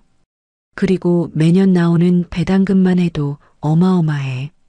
나 돈 없어서 민소리 못 키운다는 소리 적어도 법정에서는 안 통할 거야.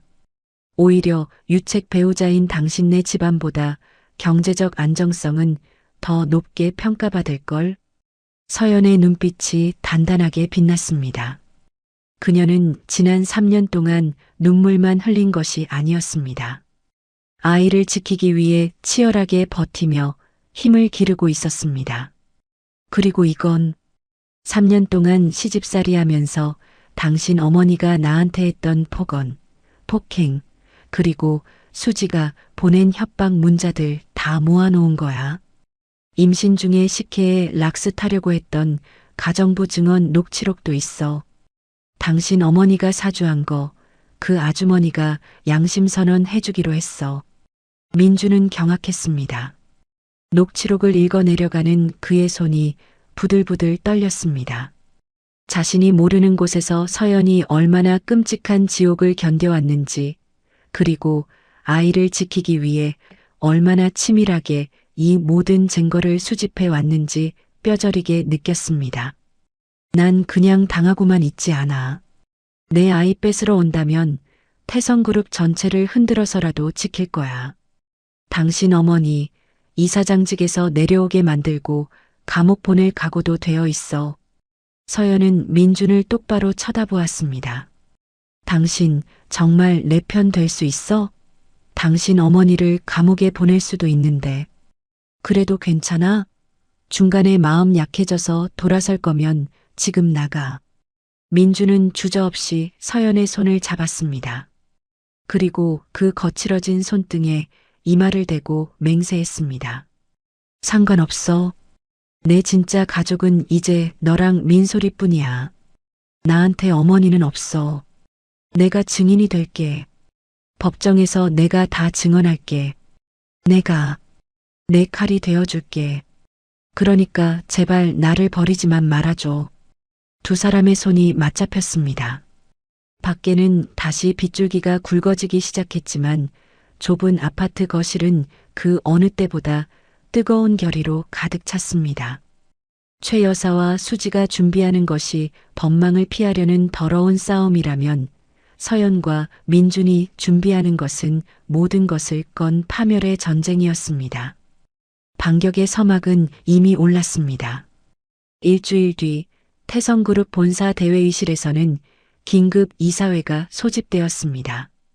공기는 무겁게 가라앉아 있었고 상석에 앉은 최 여사는 날카로운 눈빛으로 이사들을 훑어보고 있었습니다. 그녀는 자신의 해임안이 상정되었다는 사실에 분노하면서도 태성가의 지분을 믿고 여유를 부리고 있었습니다. 감히 누가 내 등 뒤에 칼을 꽂으려 합니까? 내가 이 재단을 위해 바친 세월이 얼만데 고작 찌라시 같은 소문으로 해임안이라니요. 최 여사가 의사봉을 거칠게 내려놓으며 호통쳤습니다. 이사들은 서로 눈치만 보며 웅성거렸습니다. 그때 굳게 닫혀있던 회의실 문이 육중한 소리를 내며 열렸습니다. 소문이 아니라 팩트라면 이야기가 달라지겠죠. 이사장님. 또렷하고 당당한 목소리가 회의실을 갈랐습니다. 모든 시선이 문 쪽으로 쏠렸습니다. 그곳에는 한서연이 서 있었습니다. 3년 전 쫓겨날 때의 초라한 모습은 온데간데 없었습니다. 그녀는 몸에 딱 맞는 하얀 정장 차림으로 그 누구보다 기품 있는 모습으로 걸어 들어왔습니다.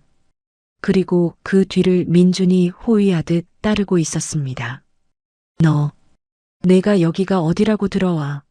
경비, 당장 이 여자 끌어내. 최 여사가 자리에서 벌떡 일어나 삿대질을 했습니다. 하지만 경비원들은 민준의 눈빛에 제압되어 움직이지 못했습니다. 서연은 여유로운 미소를 지으며 주주명부를 테이블 위에 던졌습니다. 끌어내다니요. 태성전자 지분 3%를 보유한 주요 주주 자격으로 참석했습니다. 발언권 충분하다고 봅니다만. 뭐, 3%? 그 휴지 조각 같던 주식을 여태. 최 여사의 얼굴이 경악으로 일그러졌습니다. 3년 전 자신이 무시했던 그 예물 주식이 이제는 그룹의 의결권을 흔들 수 있는 거대한 칼날이 되어 돌아온 것입니다. 서연은 단상으로 올라가 마이크를 잡았습니다. 저는 오늘 최 이사장의 공금 횡령과 배임 그리고 반인륜적인 범죄 행위를 고발하기 위해 이 자리에 섰습니다. 서연의 신호에 따라 회의실 스크린에 복잡한 자금 흐름도가 띄워졌습니다. 재단 후원금이 유령 회사를 거쳐 이수지의 S갤러리로 흘러들어간 내역이 낱낱이 공개되었습니다. 이것은 명백한 횡령입니다.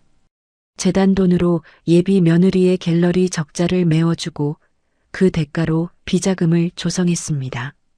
그리고 더 충격적인 증거가 있습니다. 서연이 다시 버튼을 누르자 스피커를 통해 3년 전 최 여사의 목소리가 흘러나왔습니다. 그년 뱃속에 있는 애 어떻게든 지워야 해. 계단에서 밀어버리든 밥에 약을 타든. 태성의 핏줄이 아니라고 우기면 그만이야. 회의실은 순식간에 아수라장이 되었습니다. 점잖던 이사들도 경악을 금치 못하고 웅성거렸습니다. 이게 무슨 소리야? 살인 교사라니. 아무리 그래도 며느리와 손녀한테 어떻게 저런 짓을. 최 여사는 사색이 되어 소리쳤습니다. 조작이야. 저건 다 AI로 만든 가짜라고. 함정이야. 그때 민준이 앞으로 나섰습니다. 그는 어머니를 향해 서글픈 그러나 단호한 눈빛을 보냈습니다. 조작 아닙니다. 제가 직접 증명했습니다. 그리고 제 친자 확인 결과서도 여기 있습니다. 어머니는 제 딸, 그러니까 어머니의 친손녀를 죽이려 하셨습니다. 민준의 증언은 결정타였습니다. 아들이 어머니를 고발하는 상황에 더 이상의 반론은 불가능했습니다. 해임한 가결을 선포합니다. 이사장이 의사봉을 두드렸습니다. 땅, 땅, 땅. 그 소리는 최 여사의 제국이 무너지는 소리와도 같았습니다. 최 여사는 다리에 힘이 풀려 의자에 주저앉았습니다. 안 돼. 이건 내 거야. 내가 어떻게 지킨 자리인데. 검찰 수사관들이 들이닥쳤습니다. 최명혜 씨, 특정경제범죄 가중처벌법 위반 및 살인 미수교사 혐의로 긴급 체포합니다. 수갑이 채워지는 순간 최 여사는 민준을 노려보며 악을 썼습니다. 민준아, 내가 어떻게 나한테 이럴 수 있니? 내가 널 왕으로 만들어주려고 했는데. 민준은 고개를 돌리며 차갑게 대답했습니다. 어머니가 만들려던 왕국은 지옥이었습니다. 죗값 치르세요. 최 여사가 끌려나가는 모습을 보며 서연은 깊은 숨을 내쉬었습니다. 3년 묵은 체증이 내려가는 순간이었습니다. 민준이 조용히 다가와 서연의 어깨를 감싸주지는 못하고 그저 곁에 서 있었습니다. 같은 시각 청담동에 위치한 수지의 갤러리 앞은 아비규환이었습니다. 압수수색 영장을 발부받은 검찰 수사관들이 들이닥쳐 갤러리를 봉쇄했고 수백억 원대의 미술품들이 줄줄이 압류되어 트럭에 실리고 있었습니다. 기자들이 구름대처럼 몰려들어 플래시를 터뜨렸습니다. 이수지 관장님, 횡령 혐의 인정하십니까? 태성그룹 비자금 세탁 창구였다는 게 사실입니까? 수지는 헝클어진 머리에 선글라스도 쓰지 못한 채 직원들 뒤에 숨어 있었습니다. 그녀의 화려했던 명품 드레스는 구겨질 대로 구겨져 있었습니다. 아니라고요. 난 모르는 일이에요. 최 여사님이 다 시킨 거라고요. 수지는 비명을 지르며 발악했지만 수사관들은 그녀에게 체포영장을 들이밀었습니다. 변호사 불러. 우리 아빠한테 전화해. 수지가 핸드폰을 꺼내려 했지만 이미 그녀의 집안 역시 태성그룹과의 거래가 끊기며 부도 위기에 처했다는 뉴스가 속보로 뜨고 있었습니다. 그때 인파를 뚫고 민준이 나타났습니다. 수지는 지푸라기라도 잡는 심정으로 민준에게 달려가 매달렸습니다. 오빠, 민준 오빠, 나 좀 살려줘. 오빠가 말하면 되잖아. 나 오빠 약혼녀야. 우리 사랑했던 사이잖아. 민준은 혐오스러운 눈빛으로 수지의 손을 떼어냈습니다. 사랑? 넌 단 한 번도 나를 사랑한 적 없어. 넌 태성그룹 전무라는 내 타이틀을 사랑했겠지. 오빠, 제발. 내가 다 잘못했어. 시키는 대로 다 할게. 감옥만은 안 가게 해줘. 수지는 바닥에 무릎을 꿇고 빌었습니다. 콧물과 눈물로 범벅이 된 그녀의 얼굴은 추악이 그지없었습니다. 민주는 냉정하게 내려다보며 말했습니다. 내가 서연이와 내 딸에게 준 고통에 비하면 이건 시작도 안 했어. 3년 전 내가 서연이 쫓아내면서 그랬지? 주제 파악 좀 하고 살라고. 이제 그 말 내가 들을 차례야. 강민준, 내가 사람이니? 어떻게 나한테 이럴 수 있어? 수지는 표변하여 악담을 퍼부었지만 민주는 뒤도 돌아보지 않았습니다. 수사관들이 수지의 양팔을 결박해 호송차에 태웠습니다. 철창이 달린 차창 너머로 수지가 절규하는 모습이 보였습니다. 민주는 그 모습을 끝까지 지켜보았습니다. 가슴 한구석이 뻥 뚫린 듯 시원하면서도 한편으로는 씁쓸했습니다. 자신의 우유부단함이 키운 괴물들이었습니다. 그는 주먹을 꽉 쥐며 다짐했습니다. 다시는 내 소중한 사람들을 지키는데 주저하지 않겠다고. 모든 폭풍이 지나가고 한 달이 흘렀습니다. 서연의 낡은 아파트에는 평화가 찾아왔습니다. 저녁 식사 시간, 좁은 주방에는 보글보글 김치찌개 끓는 냄새가 가득했습니다. 민솔이 식탁에 앉아 숟가락을 들고 발을 동동 구르고 있었습니다. 엄마, 밥 줘. 배고파. 알았어, 민솔아. 조금만 기다려. 아빠 숟가락 놓고. 아빠. 서연의 입에서 자연스럽게 나온 그 단어에 현관에 들어서던 민준이 멈칫했습니다. 그는 양손 가득 과일 바구니와 장난감 상자를 들고 있었습니다. 태성그룹 전무직을 사임하고 전문 경영인에게 자리를 넘긴 민주는 이제 홀가분한 차림의 평범한 가장의 모습이었습니다. 물론 아직 서연과 재결합한 것은 아니었지만 매일같이 찾아와 육아와 집안일을 도맡아 하고 있었습니다. 오셨어요? 서연이 앞치마를 두른 채 미소 지었습니다. 3년 전에 주눅든 모습이 아닌 편안하고 따뜻한 미소였습니다. 차가 좀 막혀서. 민주는 어색하게 웃으며 짐을 내려놓았습니다. 민솔이 쪼르르 달려와 민준의 다리에 매달렸습니다. 아저씨, 오늘 또 왔네? 민솔은 아직 민준을 아저씨라고 불렀습니다. 민준은 짐을 내려놓고 민솔을 번쩍 안아 올렸습니다. 민솔아, 아저씨가 맛있는 거 사왔는데. 딸기 좋아하지? 우와, 딸기다. 세 사람은 식탁에 둘러앉았습니다. 소박하지만 따뜻한 저녁상이었습니다. 민주는 김치찌개를 한술 뜨며 울컥했습니다. 수천만 원짜리 코스 요리보다 서연이 끓여준 이 찌개가 훨씬 더 그리웠던 맛이었습니다. 식사가 끝나고 민솔이 거실에서 장난감을 가지고 노는 동안 민준과 서연은 베란다로 나와 차를 마셨습니다. 밤 공기가 제법 선선했습니다. 재판은 잘 마무리됐어?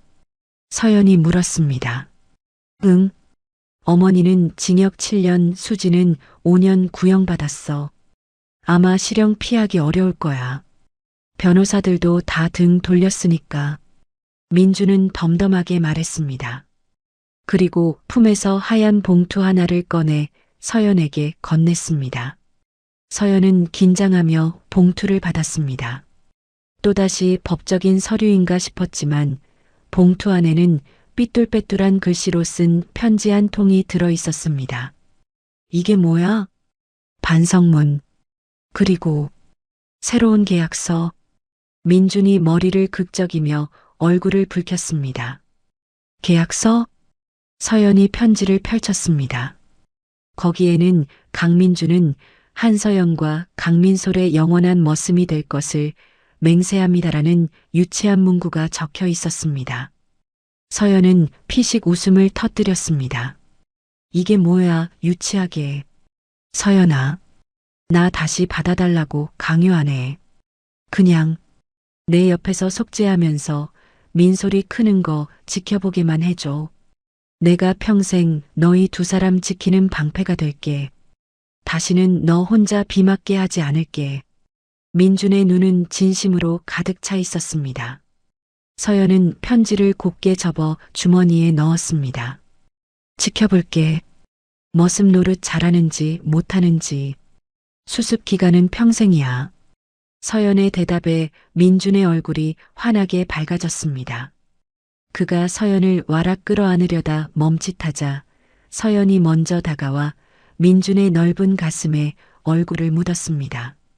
그때 거실 창문 너머로 민솔이 두 사람을 보고 있었습니다. 아이는 방긋 웃으며 베란다 문을 열고 나왔습니다. 엄마랑 아저씨 뽀뽀한다. 민솔의 놀림에 두 사람은 황급히 떨어졌습니다. 민준이 민망해서 헛기침을 하자 민솔이 민준의 바짓단을 잡고 고개를 갸웃거렸습니다. 근데 친구들이 그러는데 엄마랑 뽀뽀하면 아빠래. 민준과 서연은 서로를 쳐다보았습니다. 민준이 떨리는 목소리로 물었습니다. 민솔아, 아저씨가 아빠였으면 좋겠어? 민솔은 잠시 고민하는 척하더니 배시시 웃으며 민준에게 두 팔을 벌렸습니다. 응, 나도 아빠 있어. 아빠 안아줘. 아빠. 그 한마디가 민준의 심장에 박혔습니다.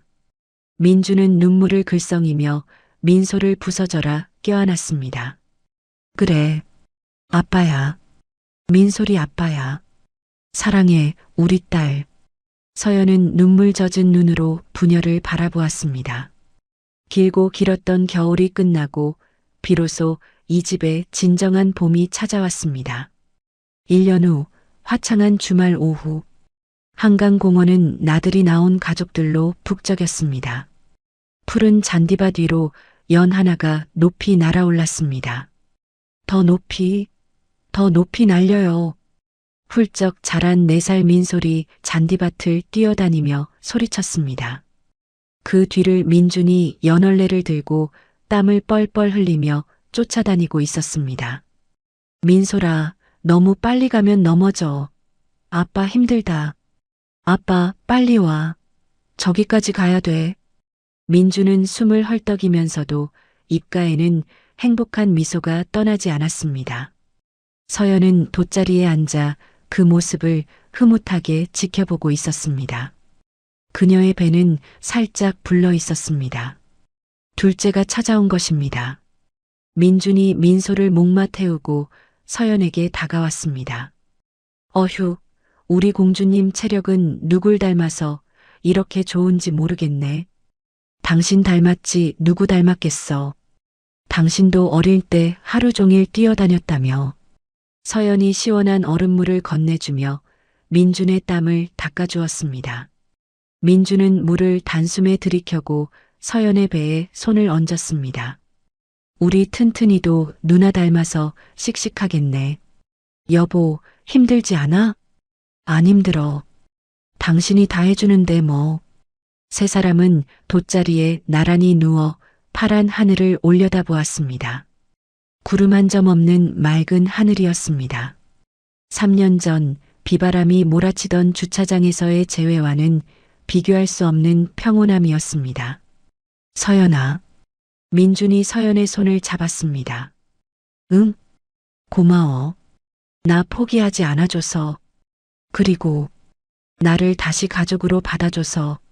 서연은 잡은 손에 힘을 주며 대답했습니다. 나도 고마워.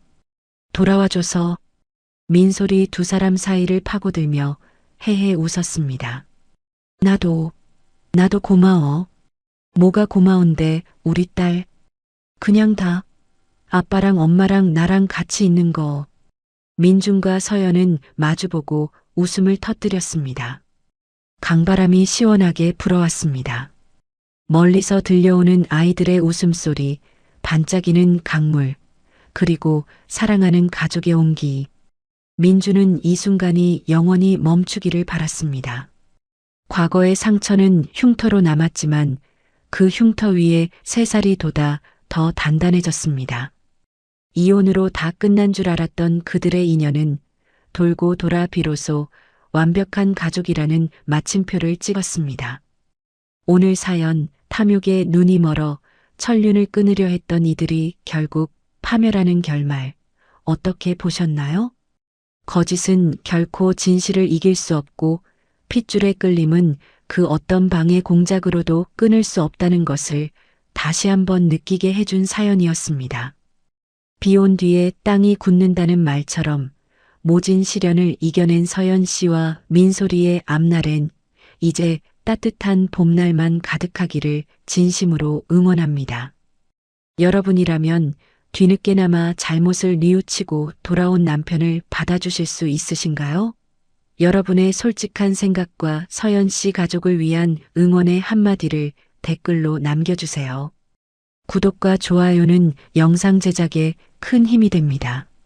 지금까지 사연 읽어주는 달빛 인생TV였습니다. 감사합니다.